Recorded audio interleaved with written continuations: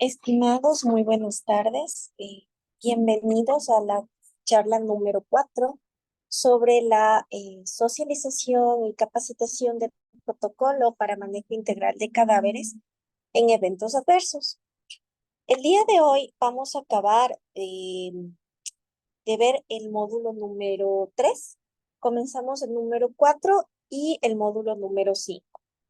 El día de hoy vamos a desarrollar 3 temáticas. La primera es el grupo de procesamiento de la información que se encuentra a cargo de la DINASED.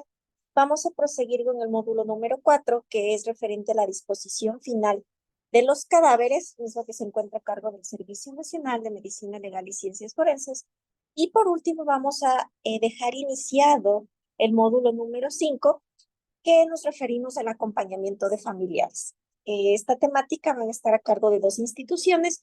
El día de hoy la vamos a desarrollar con el Ministerio de la Mujer y Derechos Humanos. Por favor, antes de dar paso al capacitador, solicitarle a cada uno de los presentes colocar como su nombre de usuario el nombre y apellido, ya que de esta manera se registra automáticamente en el Zoom. Al momento que nosotros descargamos el listado de asistentes, ahí nosotros corroboramos a qué horas ingresaron, a qué horas salieron. No es necesario que lo pongan en la caja del chat. Aquellas personas que no lo han colocado en la caja del chat, no se preocupen. Como les digo, el sistema queda automatizado. Únicamente colocar adecuadamente al usuario su nombre y su apellido, y con eso nosotros ya validamos el registro de asistencia. Recordarles a cada uno de los participantes que este día domingo se encuentran habilitadas cada una de las evaluaciones de las diferentes temáticas que hemos venido desarrollando. El día de hoy ya se encuentra habilitada la evaluación del módulo número 4 para que ya lo puedan ir desarrollando.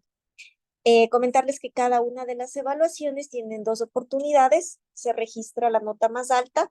Únicamente las preguntas se reorganizan al azar, no son preguntas distintas, no cambian si es que ustedes repiten nuevamente el cuestionario. Si alguien no ha podido o ha reprobado uno de los cuestionarios, todas las evaluaciones se hacen un promedio, no se preocupen. Si es que ustedes sí, por así decirlo, en más del 70%, más del 60%, sí no han aprobado con la nota mínima que es 7/10, sí se daría por incumplido o reprobado esta capacitación. Caso contrario, no existe ningún problema, ya que todas las notas se promedian. También recordarles a cada uno de los participantes que al ser 5 charlas magistrales, solamente una pueden faltar sin que se haya reportado o justificado más que nada la falta de otro día. Si es que han faltado más de una vez, se puede considerar hasta 2 faltas, siempre y cuando ustedes las hayan justificado con la brevedad del caso, escribiéndome únicamente a mi número de contacto, indicándome cuál fue la particularidad y con su documento de respaldo, como ya lo han hecho muchos participantes. Sin más, doy paso al sargento Nelson Paguay de la DINASED, quien nos va a dar la explicación sobre el grupo de procesamiento de la información. A quien doy paso. Muchas gracias. Muy buenas tardes, ingeniera Karina. Gracias la presentación. Permiso con mis superiores jerárquicos de la institución policial, de igual manera con las personas del ámbito civil. Muy buenas tardes. Permítanme presentarme. Soy el sargento primero Nelson Paguay. Actualmente trabajo como analista en la unidad de muertes violentas del Distrito Metropolitano de Quito. La actividad hoy para asignada en sí, el tema es en relación a la recopilación de la información. Por favor, ingeniera, me ayuda para poder transmitir una pequeña presentación. Tenga la bondad. Sí, ya se encuentra habilitado, no se preocupe.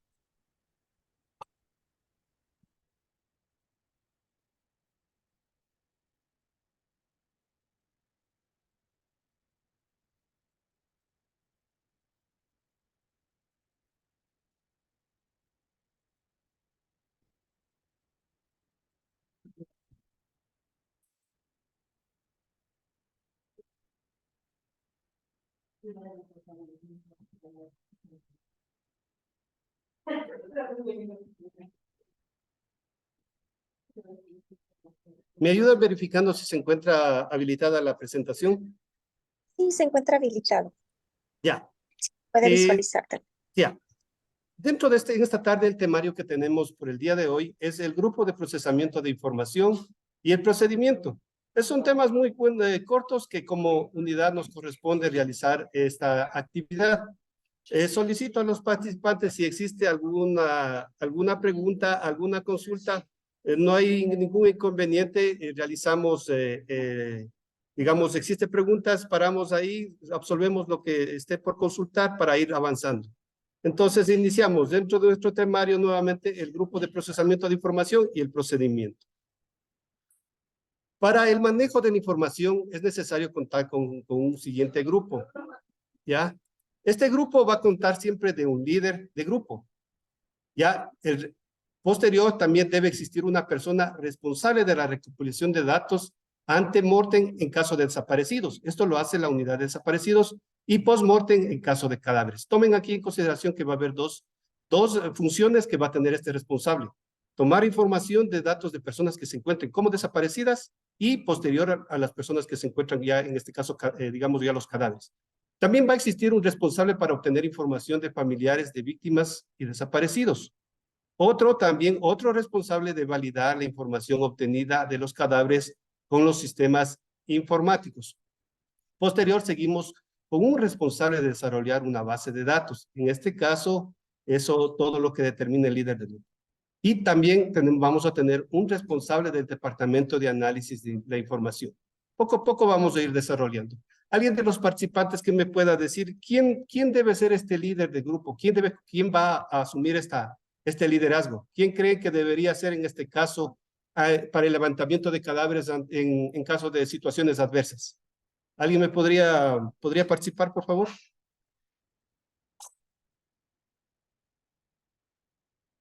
A ver, vamos a ver quién están de los participantes. Mi sargento, buenas tardes. Buenas tardes. En este caso, pensaría que el líder de grupo debería ser la persona con más experiencia o a Ya, su vez, correcto. o a su vez, ¿En base a qué competencias debería ser? pues teniendo en cuenta pues sus aptitudes, sus características, como le digo en este caso, dentro de la Policía Nacional, sería el más antiguo. Ya. A ver, usted, compañero, ¿cuántos años tiene de vida? ¿Cuántos años de edad? 29 años, mi sargento. Ya, usted que se acuerde, ¿qué momento adverso hemos vivido en el país? ¿Qué situaciones complejas de algo grave que haya sucedido en el país usted se acuerda? Claro, el terremoto que se dio, el deslave en Arauco, Ya, son dos eventos.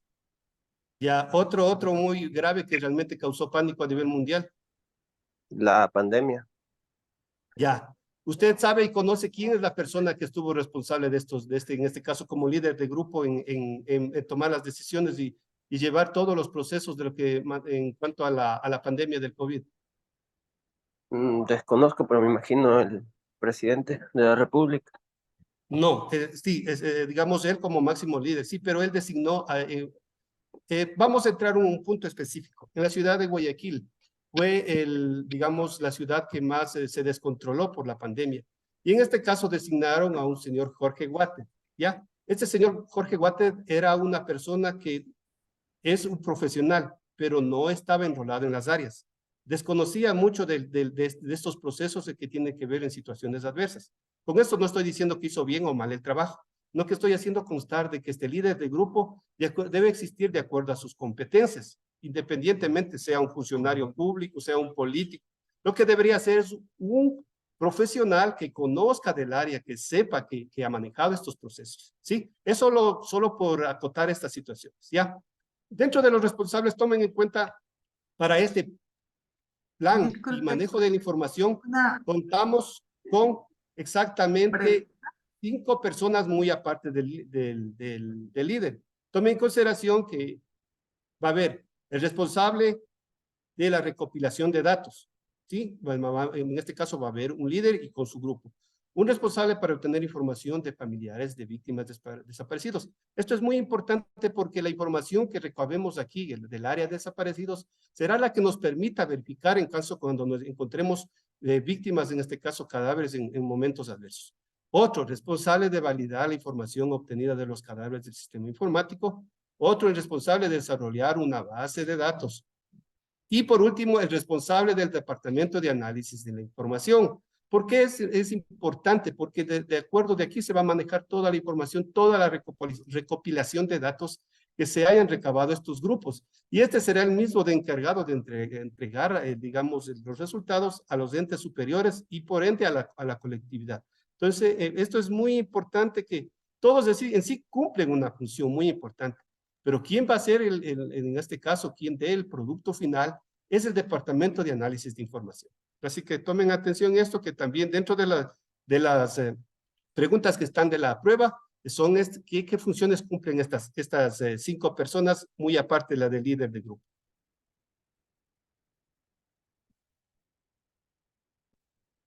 No me permite continuar. Buenas tardes. Una pregunta, por favor. Dígame, Todas, te escucho. todas estas operaciones están a cargo de Policía Nacional como ente competente a través de su competencia. Pero y en este caso, ¿quién vigila que se realicen correctamente todos estos procesos, por favor? Ya. Usted, como tiene conocimiento, nosotros como institución pertenecemos a un ministerio, y en este caso es el Ministerio del Interior, en la cual está compuesto por varios funcionarios y varias personas que trabajan en conjunto con otras entidades, en este caso con la Dirección General del Registro Civil, otras también con el Ministerio de Inclusión Social, o si en el caso de que pueda suceder un momento adverso, ustedes que saben que se articulan todas las instituciones del Estado y en sí todo el aparataje del gobierno. Es decir, la Policía Nacional proporciona esta información, es a los entes superiores, en este caso llega la máxima autoridad, que es la ministra o ministro de gobierno, y ellos en su sala de crisis o en su comité realizan toda esta validación de información a nivel del ente gubernamental. Esperen un momentito, no quiere pasar la presentación.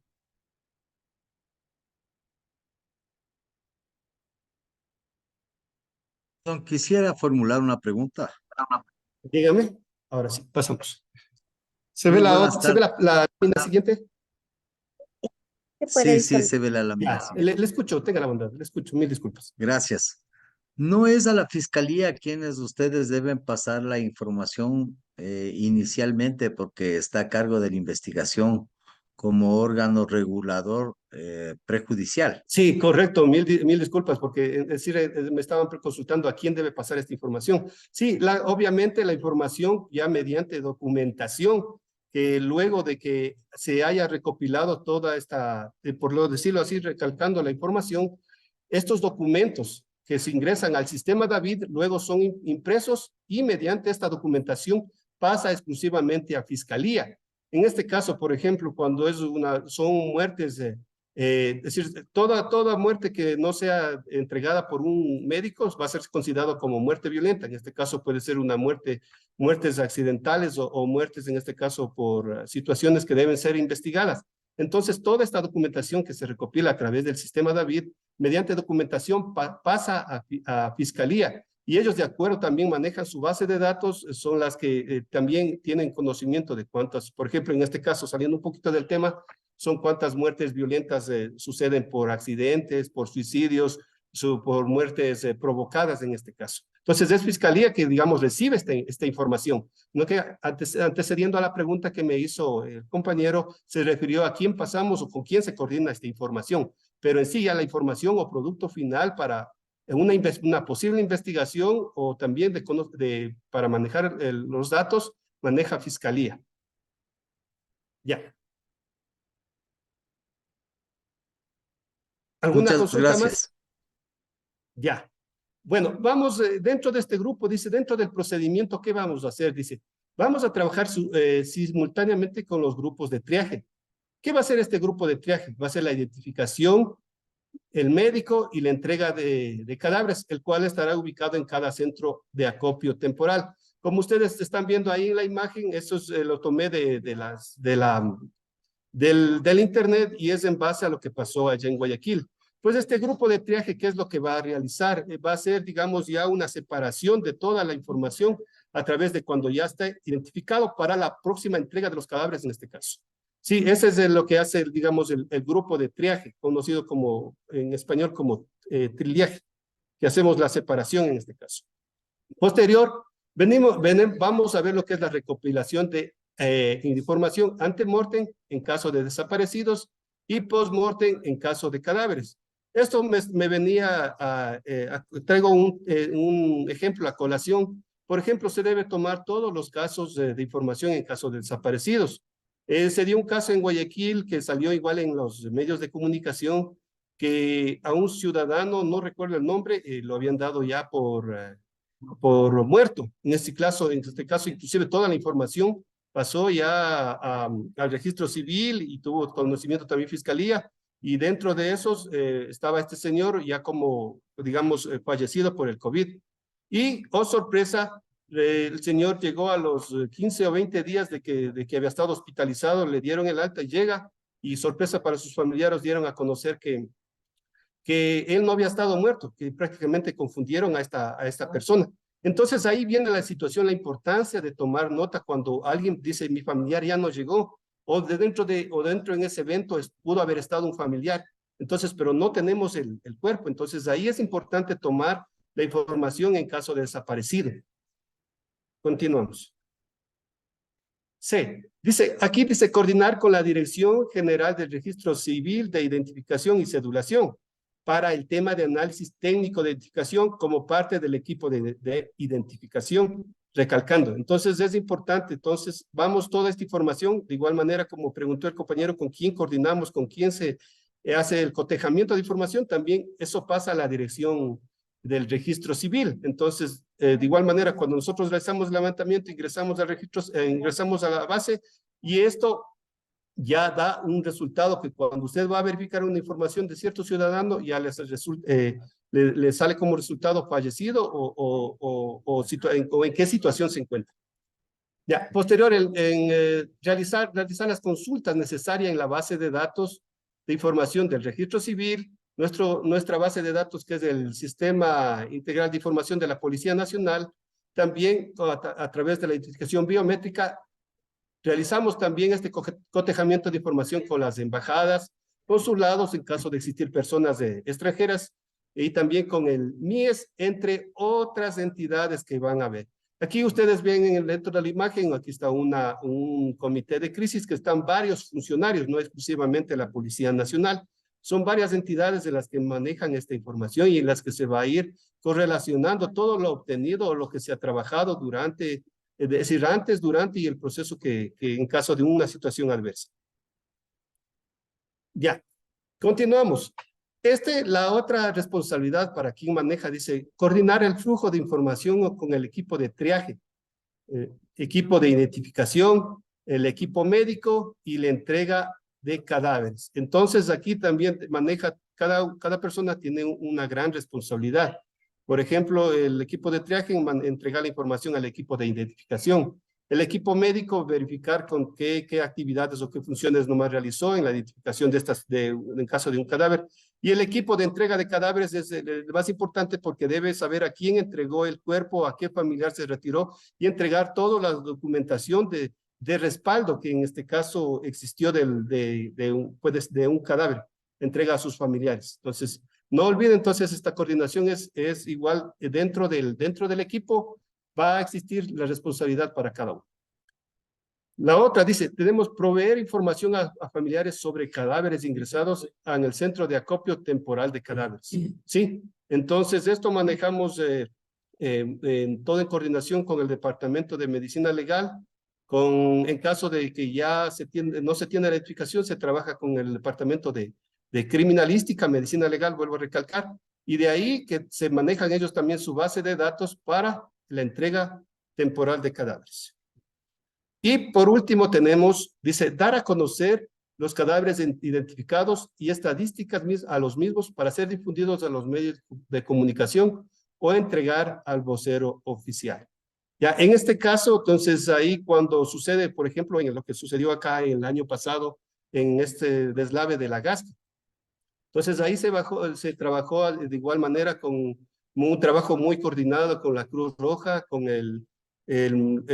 con funcionarios del municipio, con el cuerpo de bomberos. Entonces se realizó este trabajo y posterior al obtener la información se entregó a los medios de comunicación y esto a los voceros oficiales. Entonces es importante para manejar el manejo de la información, es muy importante desde que todas las personas tienen la responsabilidad. Obviamente, quien dirija este grupo, el líder, va a ser quien realice las coordinaciones pertinentes para un trabajo que sea óptimo y profesional y se pueda, digamos, entregar la información que sea correspondiente a todas las personas que lo necesiten. Pues como dije, es una presentación corta y en cuanto a lo que tiene que ver el manejo de la información. Muchas gracias de mi parte. No sé si existe alguna consulta o pregunta que podamos reforzar. Les agradecería.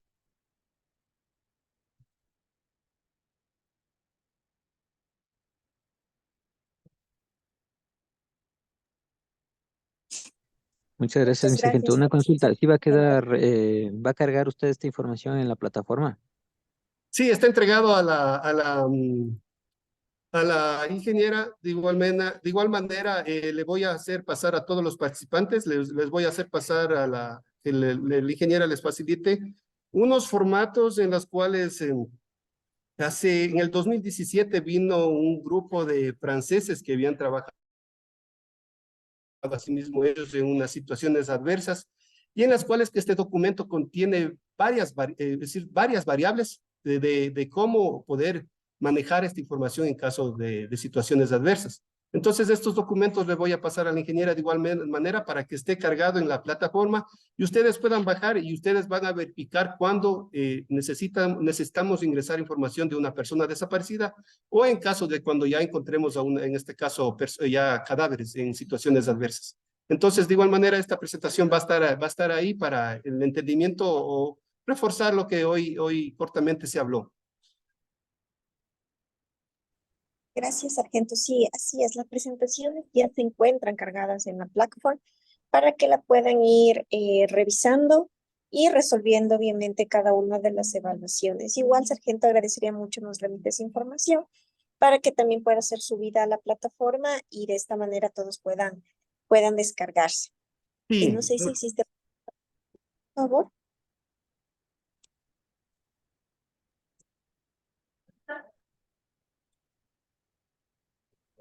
Muchas gracias. Algo, por favor. bien. En vista de la Disculpe, pregunta, agradezco la participación de todos. Una buena tarde. Muchas gracias. Muchas gracias, gracias. sargento. Muchas gracias.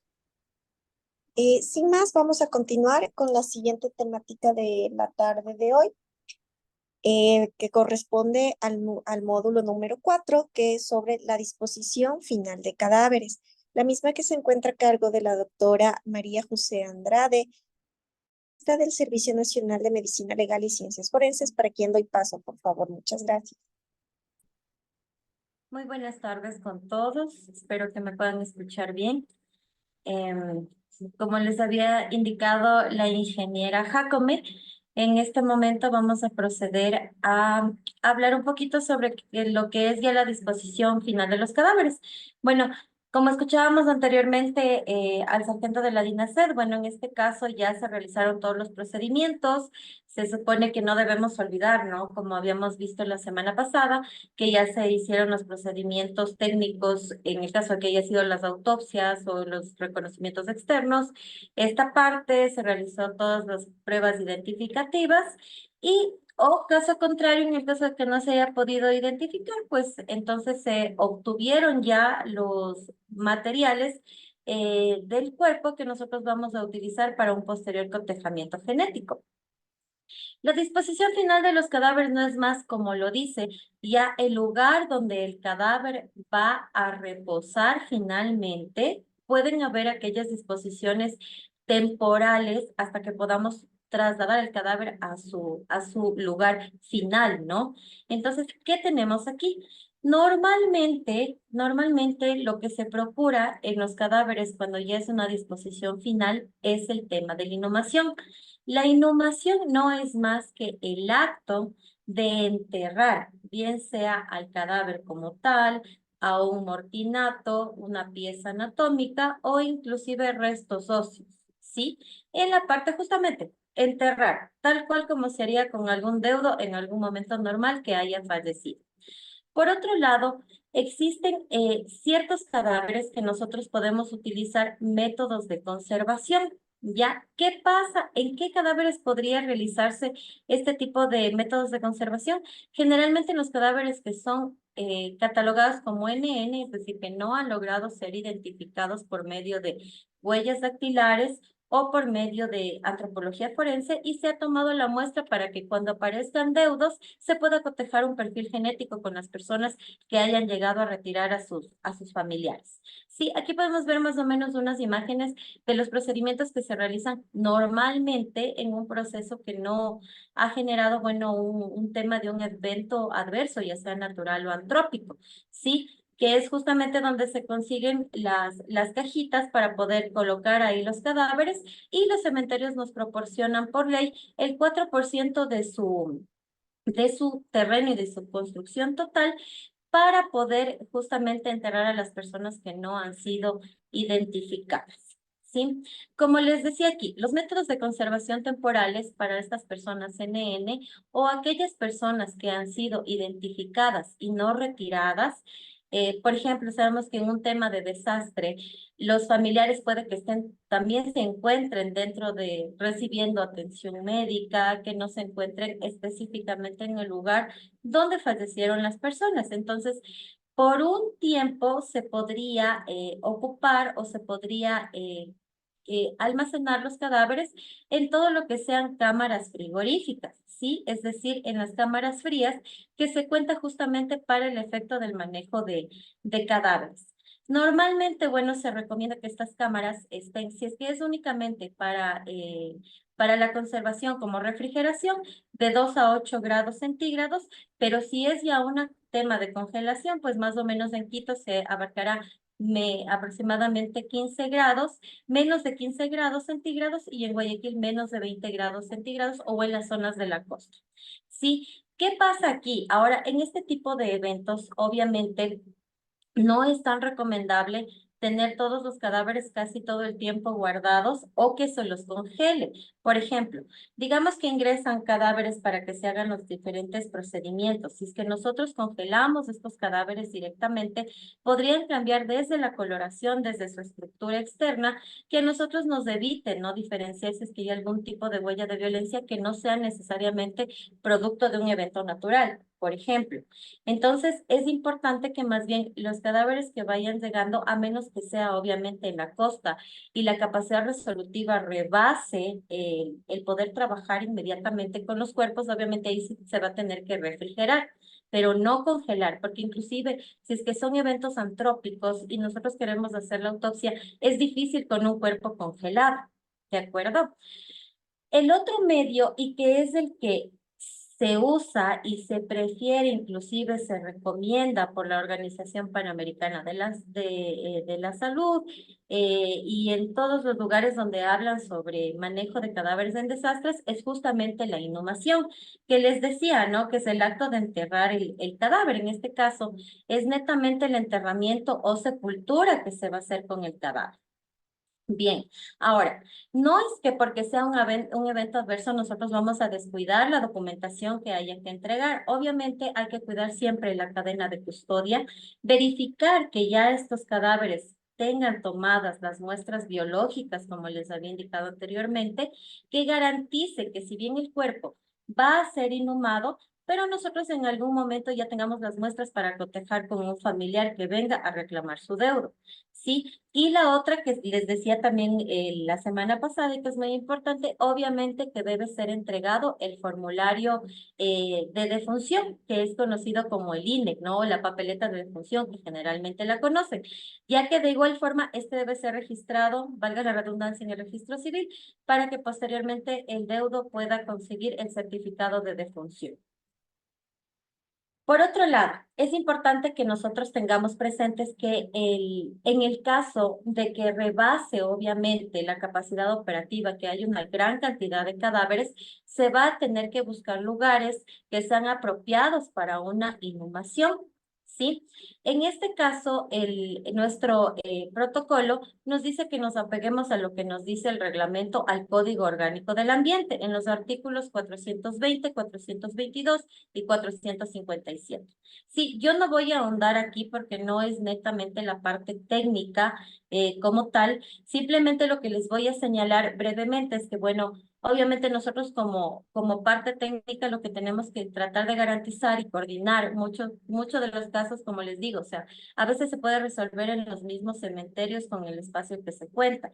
En el caso ya que haya que crear un espacio, se habría que coordinar inclusive con los GATS en su momento para que existan terrenos donde se encuentren, por ejemplo, a un nivel alto de las zonas freáticas, que las condiciones del suelo sean adecuadas. Sí, entonces todo este tipo de estudios o de planificación que se hace tiene que ser regido al reglamento del Código Orgánico del Ambiente. Por ejemplo, los cadáveres cuando se inhuman no pueden, o en estos casos, que son bastantes cadáveres, no se pueden inhumar cerca de ríos o cerca de zonas donde haya agua porque tiende a ser un riesgo de contaminación. Entonces, normalmente se describe que dependiendo del número de cadáveres, deben estar alejados ciertos metros de los lugares donde haya agua. ¿Sí? Hay que recalcar que ya no existen, ya no se manejan lo que son las fosas comunes, así que en los lugares donde se haga el entierro de estos cadáveres, de inhumación de estos cadáveres, deben tener una apropiada separación entre cadáver y cadáver y obviamente el cadáver debe procurar estar en la caja o en la funda para cadáveres que debe ser completamente sellada con los hinchos, evitando que justamente haya la exposición, ¿no?, de malos olores e inclusive que haya la salida de los componentes líquidos del cadáver que se dan justamente por el proceso normal de la putrefacción. Sí, otra cosa importante es que, bueno, nosotros también para el manejo, inclusive cuando no se puede hacer o cuando se va a esperar un tiempo para que se haga la inhumación del cadáver, se puede utilizar sustancias químicas. Sí, estas sustancias químicas son las que, como les decía, se utilizan en los procesos de conservación. Estas, en cambio, hay que verificar para su manejo, en cambio hay que basarse en lo que es la norma técnica ecuatoriana de 2266 del año 2013, que nos regula justamente el transporte, almacenamiento y manejo de materiales peligrosos, porque ustedes saben que ya estamos en una zona donde tenemos un desastre. Hay que ser cuidadosos y seguros para no generar un desastre más grande del que ya tenemos. Aquí es importante aclarar que la parte técnica no realiza este tipo de, de formas de conservación. La parte técnica llega justamente hasta la parte donde se entrega, se garantiza la entrega del cadáver al deudo o se realiza el proceso con la consecuente disposición fiscal de liberación de los cadáveres para la inhumación, es decir, para el entierro. Ese trámite sí lo hace la parte técnica, ¿de acuerdo? Entonces, si es que es para inhumación, se coordina, se verifica que se cuente con el certificado de defunción, que se sabe dónde va a estar el cadáver con su respectiva identificación y se hacen los procesos de inhumación.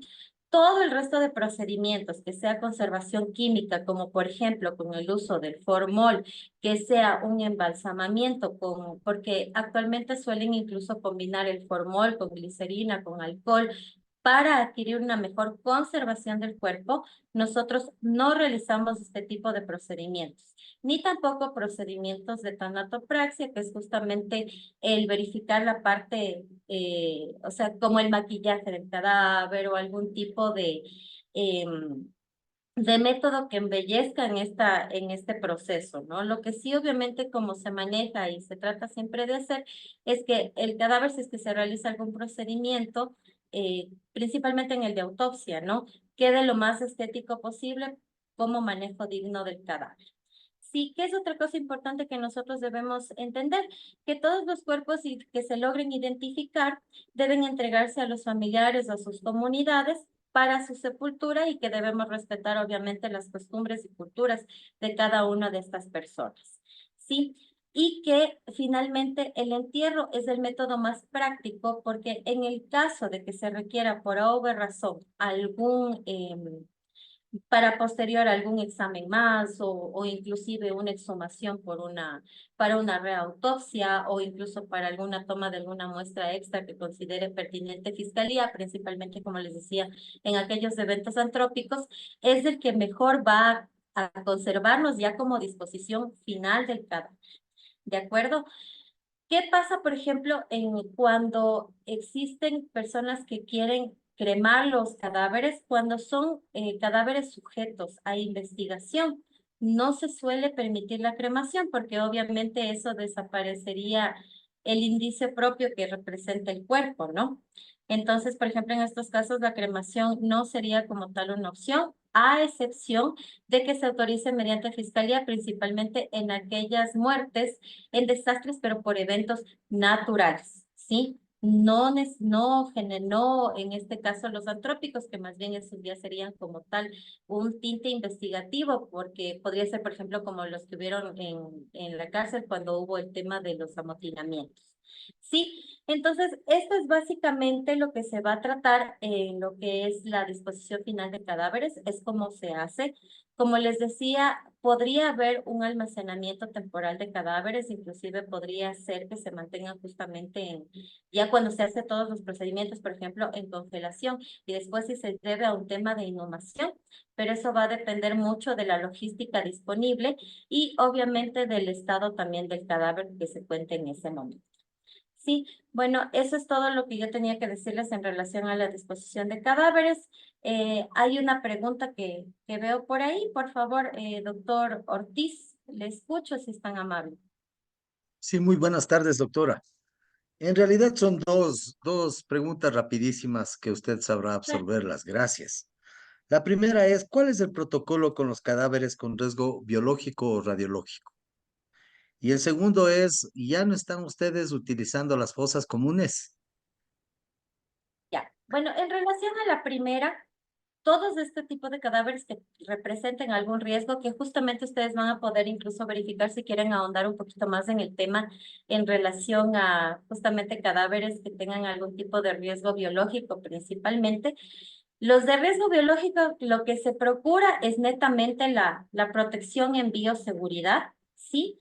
Se dice, ¿no?, que debe tenerse cuidado principalmente en los cadáveres, por ejemplo, más que sea como tuberculosis, hepatitis C, este tipo de cadáveres, pero durante el procedimiento como tal, ¿sí? Eh, Justamente dentro del reglamento para manejo de cadáveres que rige no solo a las instituciones que manejamos lo que es la disposición de cadáveres, que somos nosotros, también el Ministerio de Salud Pública, sí, y también los cementerios, nos indica que en este tipo de cadáveres, como les digo, debe primar la bioseguridad en primer lugar. En segundo lugar, no hay un cuadro que ustedes van a poder ver donde indica en qué casos, por ejemplo, más bien se recomienda la velación con el ataúd abierto, en cuáles no, que es preferible que exista más bien como un entierro o una inhumación inmediata, ¿sí?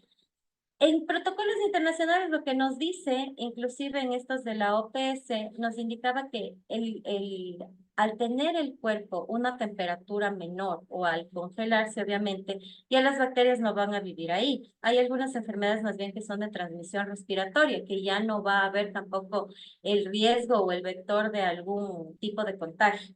Y como generalmente en estos lugares donde se van a hacer las autopsias o se van a manipular los cadáveres, tienen que ser lugares donde haya aire, donde sean campos abiertos, donde sean generalmente carpas que permita el ingreso de la ventilación. Entonces, prácticamente no se da como tal un riesgo mientras uno guarde la bioseguridad importante, ¿sí?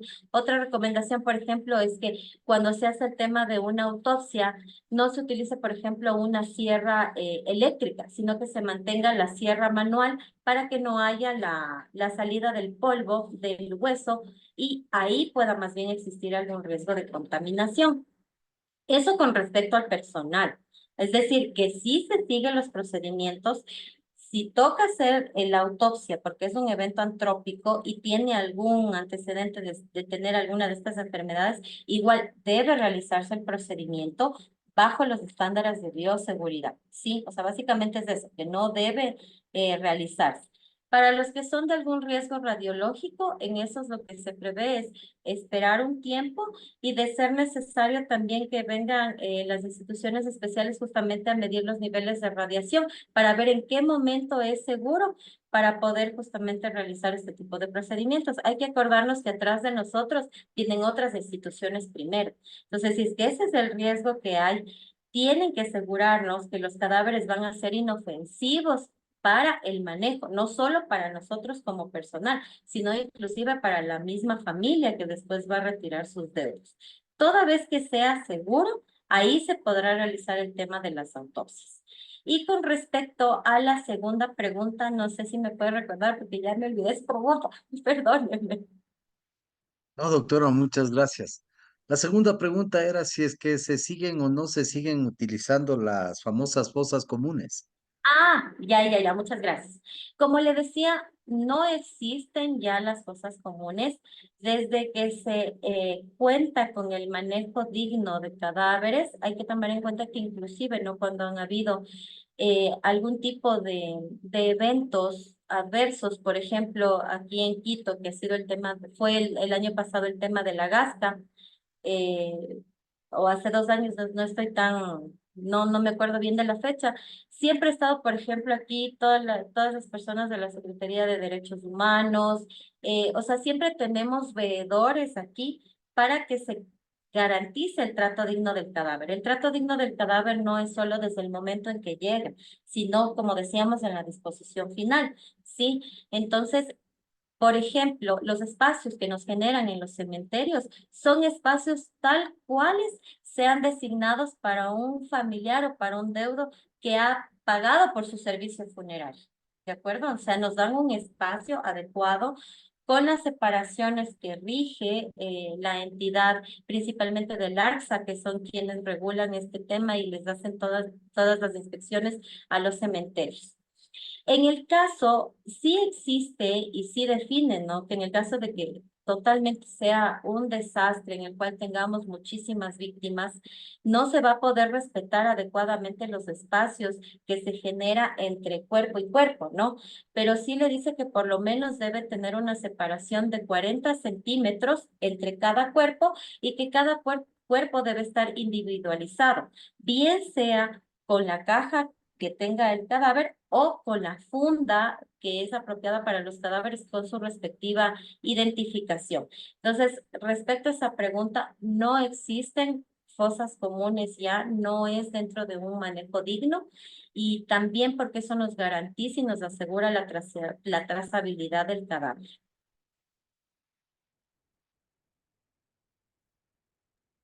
Eso sería. Muchas gracias, doctora. A usted. No sé si tal vez alguien tiene alguna pregunta, por favor.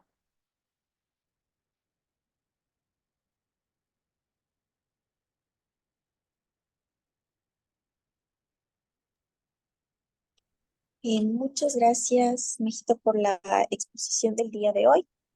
Creo que no existe ninguna otra pregunta, tampoco hay preguntas en el chat. Nuevamente, muchas gracias por la explicación del tema de la entrega de cadáver. No sé Gracias. si, por favor, activado el micrófono alguien, no sé si tenga alguna duda.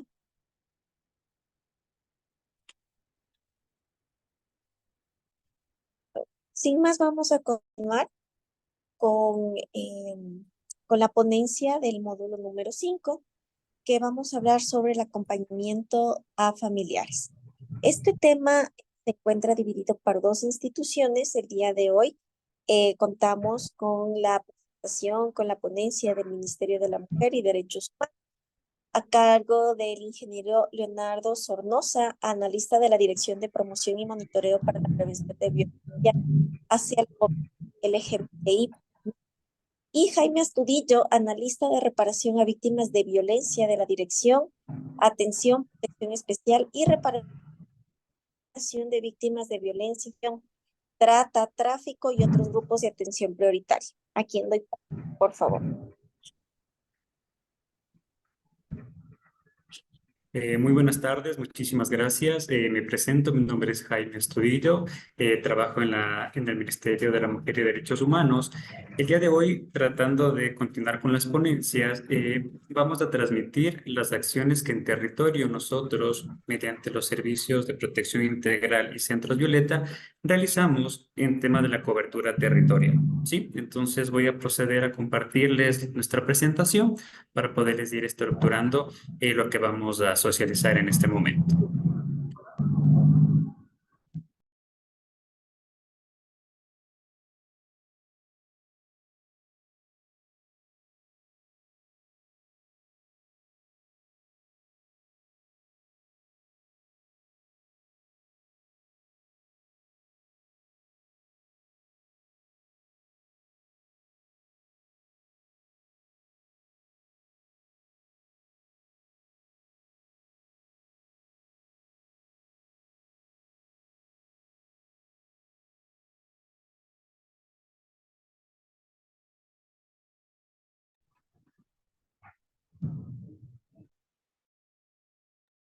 Nadie tiene su micrófono apagado, por favor.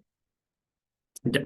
Continuando con la planificación y basándonos en la planificación del 6.6 de acompañamiento familiares, les voy a primero dar una pequeña introducción de manera bastante general de cómo es la estructura del ministerio para que posteriormente puedan ir entendiendo cómo es la dinámica referente a los casos que nosotros brindamos atención. Y que posteriormente, dependiendo de las dinámicas o de las adversidades que se pueden ir identificando, podamos trabajar en conjunto y articular los servicios que nosotros podemos brindar.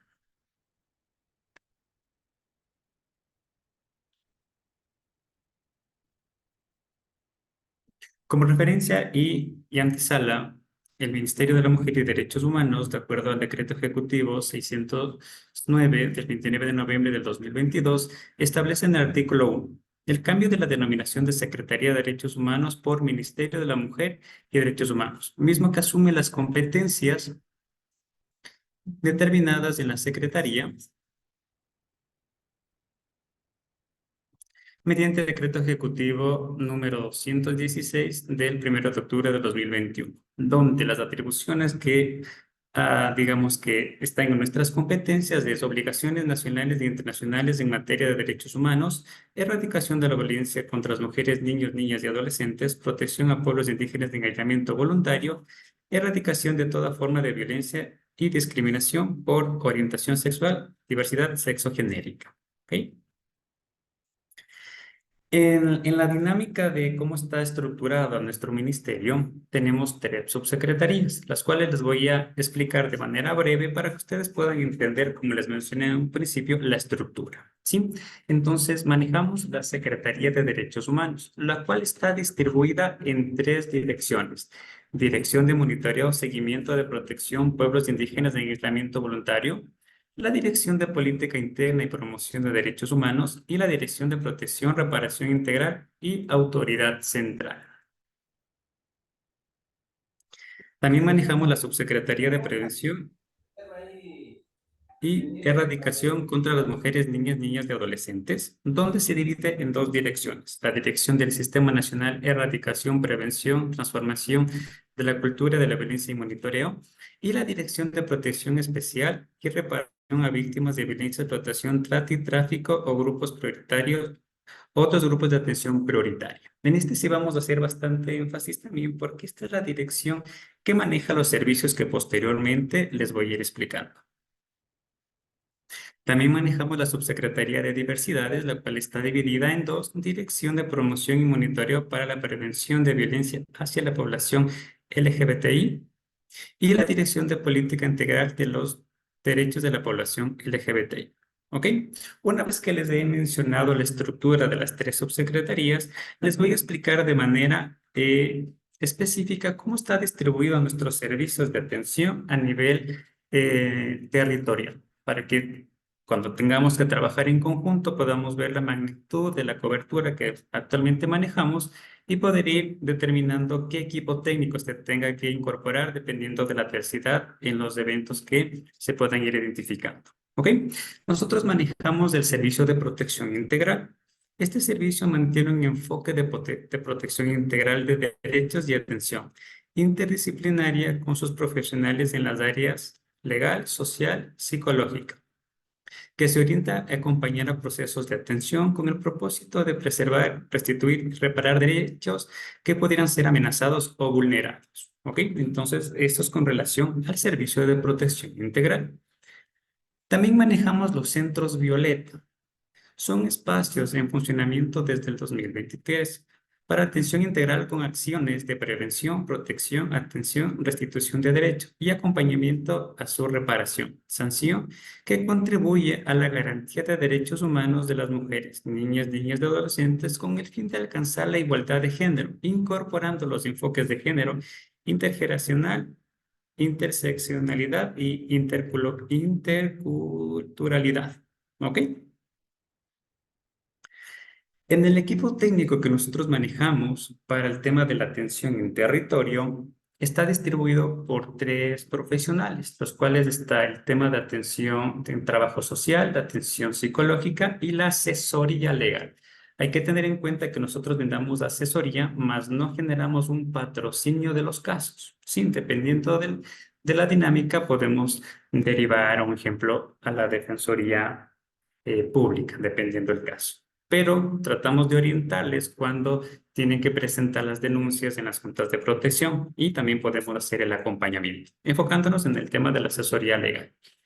Los casos que nosotros atendemos es mujeres, adolescentes, niñas, niños de grupos de atención prioritaria y el servicio se realiza dependiendo de la necesidad de cada persona o de cada usuario. ¿Sí?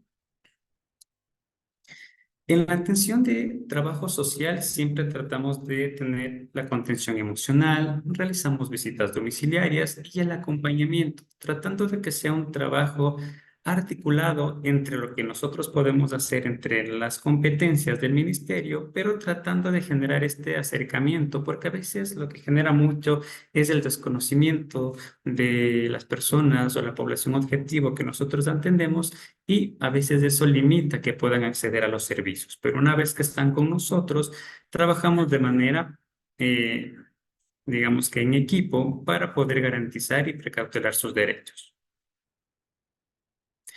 En el área psicológica tenemos los primeros auxilios psicológicos, terapia psicológica breve, máximo unas 8 sesiones, dependiendo del caso, la contención emocional, terapia grupal y psicoeducación emocional, tratando de que la compañera psicóloga o compañero psicólogo realice la contención acorde a las habilidades, destrezas o aptitudes que tenga el profesional, tratando de garantizar esta dinámica de trabajo para empoderar a la mujer, niños y adolescentes o población prioritaria de lo que se podría ir mejorando en su situación emocional. De igual manera, como les había mencionado, en la asesoría y acompañamiento legal, tenemos seguimiento de casos, hacemos el acompañamiento y la asesoría legal.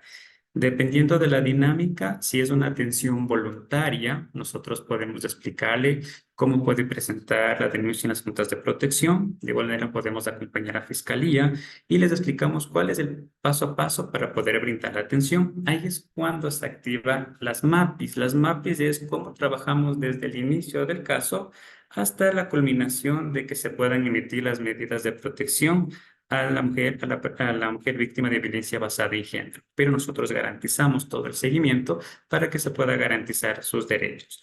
De igual manera, cuando tenemos temas de audiencias, también dependiendo de la dinámica o la predisposición del grupo familiar, nosotros también participamos tratando de no generar una injerencia en el proceso judicial, más bien estar al pendiente de la situación emocional que se pueda ir generando durante la audiencia, pero sí realizamos el seguimiento para velar el debido proceso. ¿Sí? Para que también puedan entender en la dinámica territorial a nivel nacional, nosotros tenemos una cobertura de 41 servicios de protección integral, los cuales están distribuidos hasta incluso en las Islas Galápagos. Tenemos 8 centros Violeta y a su vez tenemos 5 casas de acogida y 22 centros de atención integral, los cuales ustedes pueden ver en la diapositiva en el mapa donde está la cobertura, tratando de tener la mayor capacidad operativa en los casos que nosotros identificamos con el propósito de garantizar los derechos de las mujeres víctimas de violencia basada en género y población eh, vulnerable. Adicionalmente, para que ustedes puedan entender la dinámica o la diferencia entre las casas de acogida y los centros de atención integral. Las casas de acogida son espacios de albergue de atención para mujeres víctimas de violencia cuya vida corre riesgo y está en peligro. Corre riesgo en su hogar. Se ve en la necesidad de salir de ese espacio. En ese momento acude a las casas de acogida, donde se les da este espacio seguro para que tenga el acompañamiento y el seguimiento por parte del equipo técnico. Un espacio de acogida brinda atención a través de convenios específicos de cooperación técnico-financiera con casas de acogida y centros de atención integral. Los centros de atención integral son espacios de atención para mujeres víctimas de violencia en el cual se encuentran los siguientes, igual se les da las atenciones de área psicológica, trabajo social y asesoría legal. Eso con relación al tema de la cobertura que nosotros tenemos a nivel territorial, para que también se pueda tener en cuenta y se pueda analizar y poner en el documento al momento de, como les mencionaba en un principio, trabajar y articular con todas las instituciones que vamos a participar de este documento y generar este tema de vínculos cercanos y poder llegar, en este caso, a las víctimas indirectas en los casos que se puedan ir identificando. Eso por mi parte. Ahora doy el paso a mi compañero para que continúe con la diapositiva, con la presentación. Por favor, si le podrían permitir compartir pantalla a mi compañero, por favor.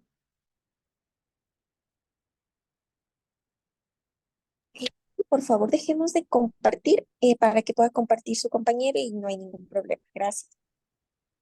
Listo, muchísimas gracias.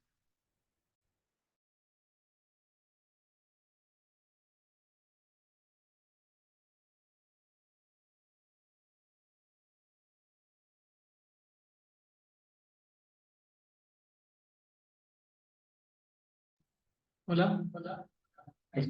Tienes que quitarle.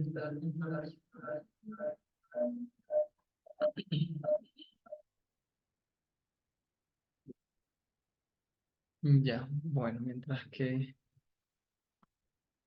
se pone la presentación. No se le oye. Sí, ahí está. Muy bien. Bueno, si bien es cierto, como ya lo mencionó mi colega, efectivamente nosotros como Ministerio de la Mujer y Derechos Humanos formamos parte de este protocolo de actuación, de esta actuación frente a eventos adversos. Si bien es cierto, nosotros como ministerio tenemos funciones específicas dentro del protocolo, y se fundamenta principalmente en el acompañamiento a familiares. Pero bueno, ¿qué es el acompañamiento familiar? Si bien es cierto, es todo abordaje que hace el profesional, que recibe, que brinda a la familia o a los familiares de las víctimas o las posibles víctimas de eventos adversos. ¿Qué objetivo tiene este? Efectivamente, de abordar primero a corto plazo y obviamente esta intervención también tiene una mirada de generar un impacto a largo plazo, ¿no? Y principalmente en caso de ser víctimas ya confirmadas, generar todo un acompañamiento, valga la redundancia, ¿no? Para el proceso del duelo, ¿no? Que viven las familias o familiares, conocidos, etcétera.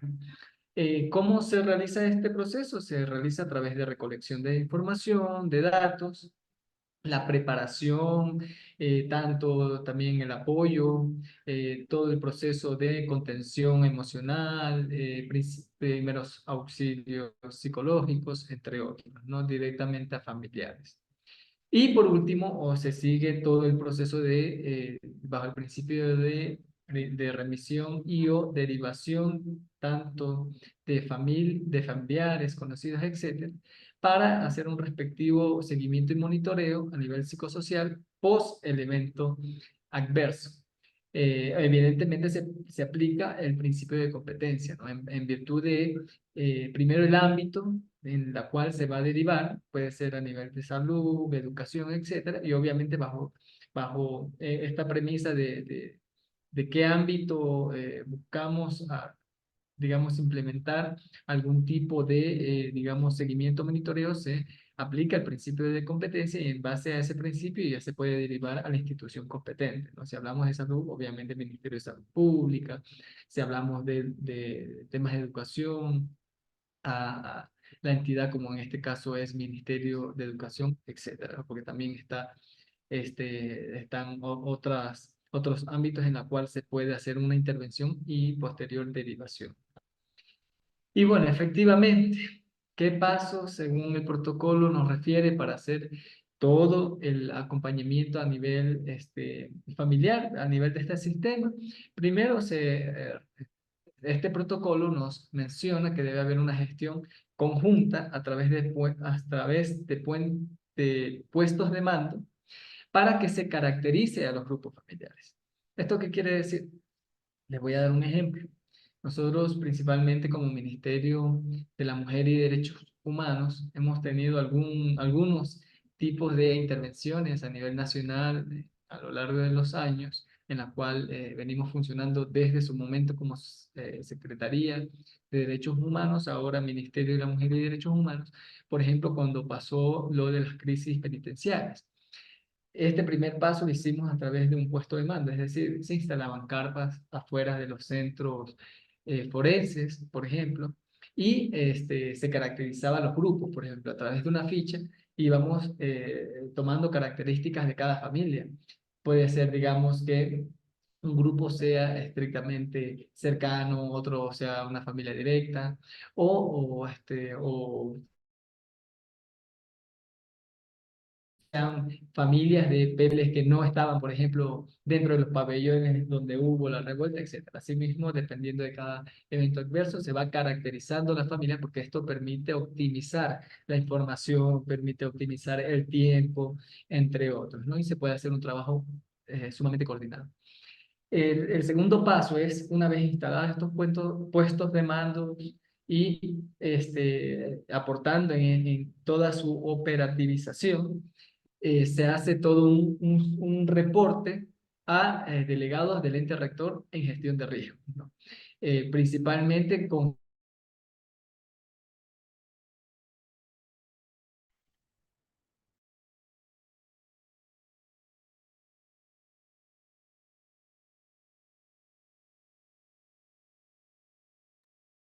Estimado, se le fue la señal, no sé si nos volvemos a conectar, por favor.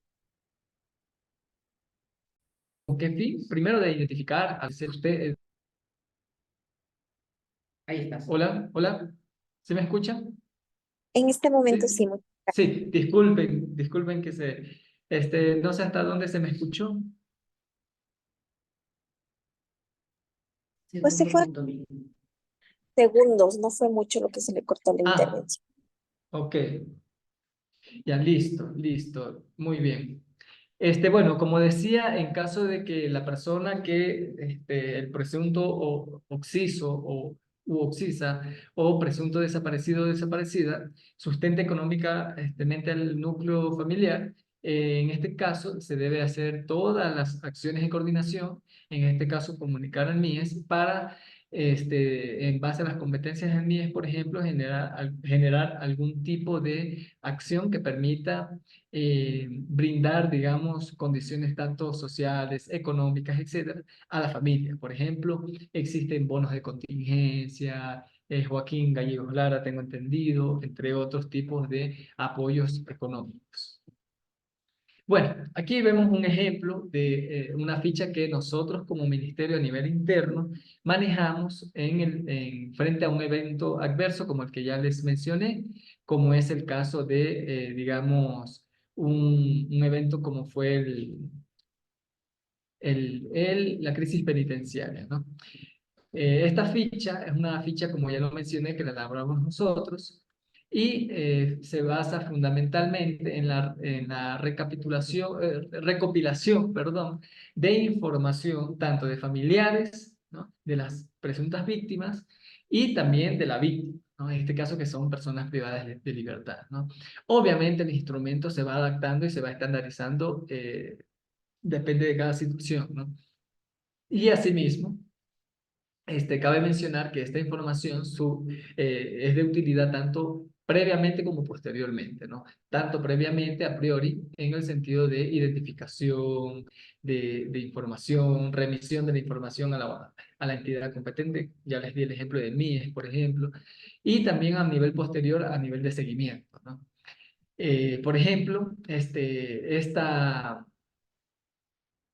ficha, digamos así, nos permitió, por ejemplo, hacer todo un reconocimiento, tanto no solamente de datos de filiación, me refiero a datos de filiación como nombre, cédula, información básica de la víctima y de la familia, sino también características que le puedan servir en base al evento como tal, a los profesionales que forman parte de una unidad especializada puntualmente, ¿ya? Por ejemplo, si el evento adverso en este caso fue que esta ficha se utilizó para las crisis penitenciarias, obviamente el antropólogo forense necesitaba, como habían cuerpos desmembrados, necesitaba cierta información, ¿no?, o cierta información previa a la entrevista para el reconocimiento del cuerpo con los familiares, ¿no? Necesitaba, por ejemplo, digamos, ciertas características o señas particulares. Ahí en esta ficha se incluía esa información, ¿no?, para el reconocimiento. Esto permite operativizar y optimizar el tiempo, porque, miren, lo que más juega en contra dentro de este tipo de eventos adversos es el tiempo, ¿no? Justamente por esta lógica de emergencia, ¿no?, y urgencia también, ¿no? Y bueno, efectivamente, dentro del acompañamiento familiar, hay, digamos, ciertas particularidades que surgen al momento de yo como profesional acompañar a la familia. Primero, hemos pensado principalmente en dar recomendaciones muy puntuales y prácticas, ¿no?, para que sea un acompañamiento familiar muy adecuado, muy asertivo. Primero, siempre otorgar información precisa a los familiares. Pasó, por ejemplo, en este caso de crisis penitenciaria, que, digamos, hay mucha incertidumbre en tanto a los familiares, ¿ya?, que cualquier información imprecisa puede generar todo un caos, ¿no? Y claro, lo que obviamente la familia vive a nivel psíquico, a nivel social, obviamente es fuerte, es una crisis, ¿no? Y por tanto se necesita también nosotros, porque nosotros de una u otra manera representamos autoridad, ¿no? Representamos información formal y oficial. No podemos dar cualquier información, ¿ya? Por tanto, hay que manejar con mucho tino esa información, ¿no? Hay que tener mucha y ser muy preciso y conciso con la información, ¿ya? Esto es una recomendación que sí les pido que frente a este tipo de situación la tengan muy presente, porque puede generar todo un problema, ¿no? Y sin hablar a nivel político y mediático, ¿no?, que puede generar mucho mayor caos. Segundo, respetar creencias, necesidades culturales, religiosas, orientación sexual e identidad de género, por supuesto, ¿no? Esto principalmente porque muchos profesionales, ¿no?, y ojo con esto, el acompañamiento familiar no necesariamente lo da un psicólogo, ¿no?, muchos profesionales tienen la tendencia a cuestionar, ¿no?, las creencias, principalmente las creencias religiosas y culturales, ¿no?, de los familiares. Siempre hay que respetar, porque alguna vez en posgrado escuché y aprendí que decía que si un paciente oncológico, ¿no?, que está pasando por una situación de cáncer, se sostiene de la religión, si tú no crees en la religión, perteneces a otra religión, ¿cuál es la necesidad de cuestionar esa religión, ¿no? Ese sostén a nivel psíquico que tiene, ¿no? Y obviamente, por ejemplo, una situación que pasa mucho con las personas trans, por ejemplo, ¿no? Obviamente, a veces hay casos, ¿no? Que, por ejemplo, no forma parte de su cédula de información formal, no forma parte, no se ha cambiado el nombre, por ejemplo, social, se mantiene, por ejemplo, en su cédula dice, no sé, José Leonardo, y su nombre social es María José, por ejemplo, ¿no? Y claro, y generamos a veces debates o cuestionamientos. Siempre hay que poner en observaciones este tipo de eventualidades, ¿no? O de particularidades, ¿no? Porque puede de una u otra manera incidir sobre el reconocimiento del cuerpo, ¿no? Y esto es información muy importante, principalmente en diversidad sexual y de género. Asimismo, siempre ofrecer un trato compasivo a los familiares, dando y generando siempre un apoyo, no solamente a nivel psicológico ni social, sino integral, tanto a familiares y allegados. Eso, por más que, digamos, haya digamos, una situación de crisis, por ejemplo, la familia se descompensa, ¿no? Y si bien es cierto, es nosotros necesario, y se lo digo desde la experiencia, ¿no? A veces creemos que hay que ser muy, muy hipercompasivo, ¿no? Y hay que tener un temple, ¿no? O no hay que caer en estas dualidades, estos extremismos. Ni soy tenue, ni soy muy fuerte. Tengo que tener un temple. Sí, tengo que tenerle mucha compasión porque es una cuestión de empatía, pero también hay que ponernos firmes, ¿no? Frente a este tipo de eventos y acompañamiento, principalmente más aún en contención emocional y en el reconocimiento del cuerpo, ¿no? Me han pasado algunas experiencias en la cual obviamente están a punto, entran en ataques de pánico, etcétera, ¿no? Y bueno, en paréntesis, frente a esa situación, si vemos que a nivel de contención, eso más adelante me hago un mini spoiler, ¿no? Un mini adelanto, pero si vemos que se descompensa una persona a nivel psicológica, a veces es necesario ya hacer una remisión o puede ser derivación también, depende del caso de remitirle a salud, por ejemplo, que tiene la competencia estrictamente en este caso, ¿no? A nivel ya si se necesita algún tipo de intervención o de abordaje incluso a nivel farmacológico. Y bueno, asimismo, siempre, siempre instar a centrar la atención en el procedimiento pertinente, ¿no? Posterior al conocimiento de información. ¿Qué significa eso? Les voy a contar una experiencia muy puntual.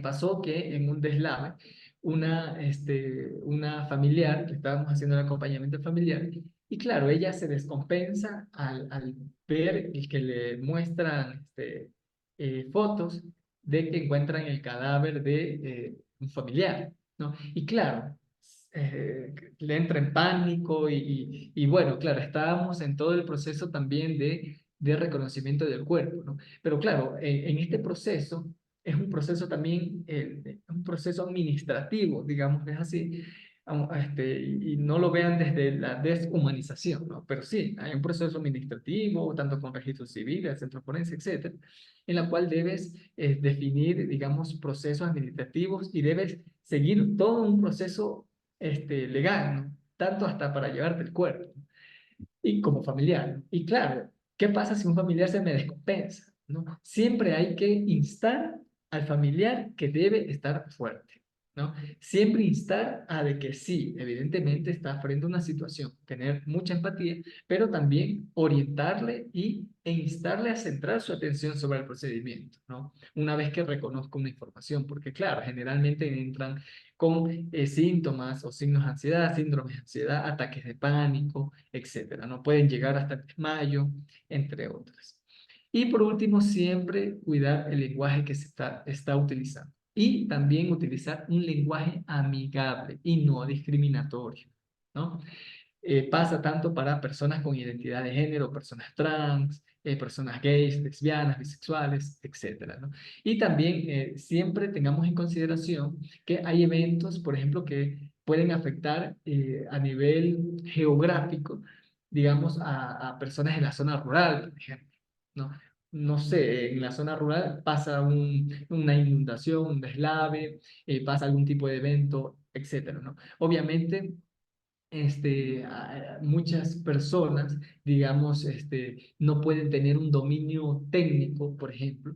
Siempre hay que utilizar un lenguaje que se entienda, que el otro me pueda entender, ¿no? Y que haya siempre una comunicación asertiva.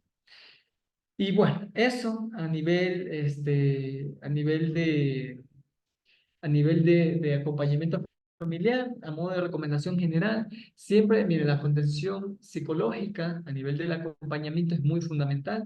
Si bien es cierto, sí, se necesita recapitular y recopilar información y brindar información a la entidad pertinente, si bien es cierto, sí, pero también siempre es necesario prepararse psicológicamente. Quizás a modo de recomendación, dos cosas. Primero, como profesionales y segundo, como seres humanos.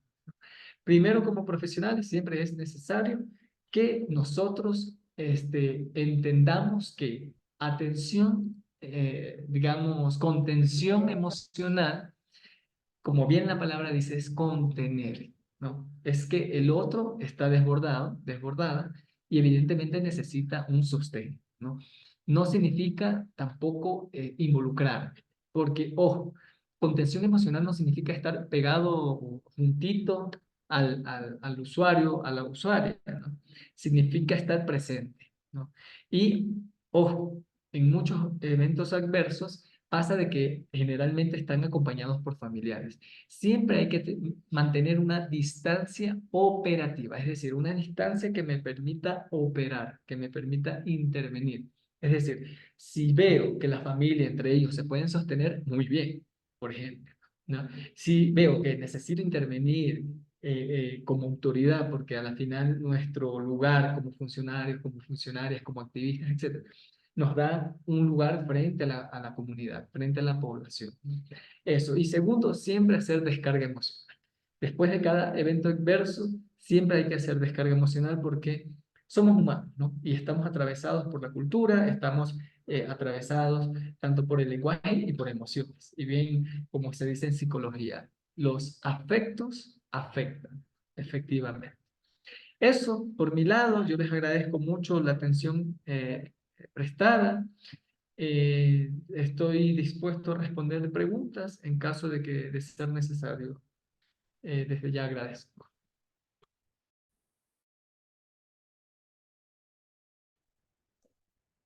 Agradecemos la participación de los dos expositores por parte del Ministerio de la Mujer y Derechos Humanos. De los participantes, no sé si existe alguna duda o una inquietud sobre este tema.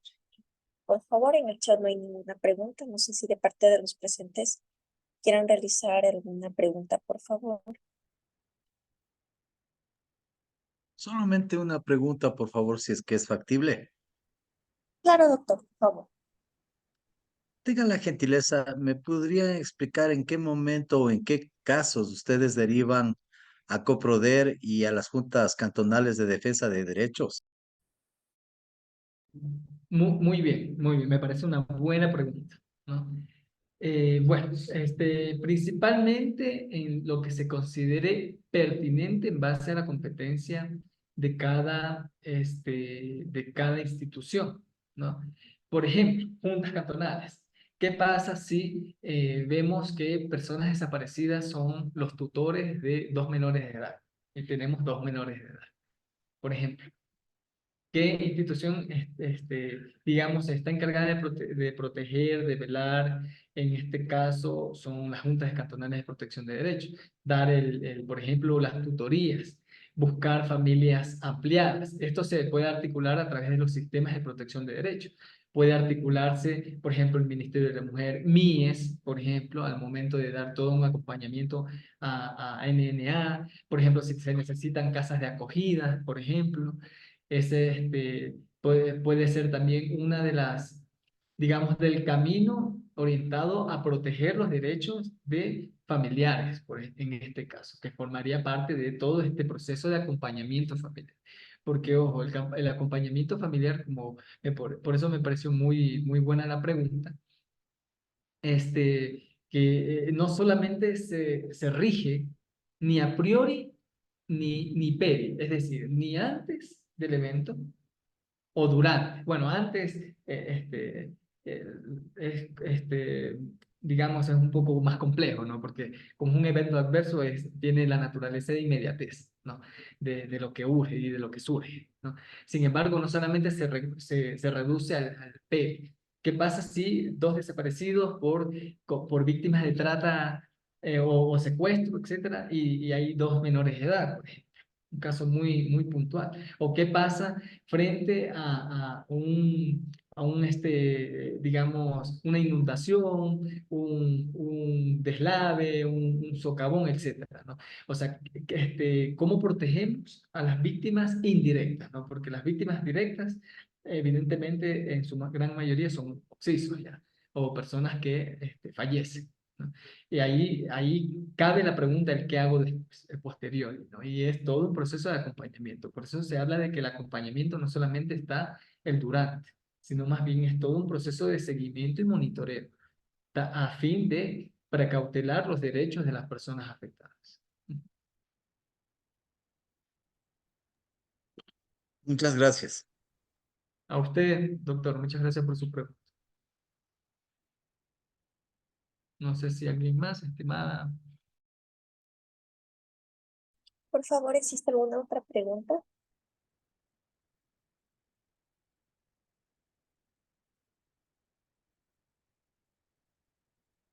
Sin más, nuevamente agradeciendo al Ministerio de la Mujer y Derechos Humanos por su intervención del día de hoy con la temática acompañamiento familiares. El día de hoy hemos terminado las charlas. Mañana continuamos con el último día de la capacitación, que vamos a continuar con el tema acompañamiento familiares desde la actuación del Ministerio de Inclusión Económica y Social. Y terminamos con la gestión de los desechos sanitarios, que va a estar a cargo del Servicio Nacional de Medicina Legal y Ciencias Forenses. Por favor, mañana igual comenzamos a las 2:30 a través del mismo link. Sin más, agradeciéndole a todos que tengan una excelente tarde. Muchas gracias, una buena Muchas tarde. gracias, ingeniera. Gracias, Inge. Una buena tarde a todos. Igualmente. Luis Gentiles, buenas tardes.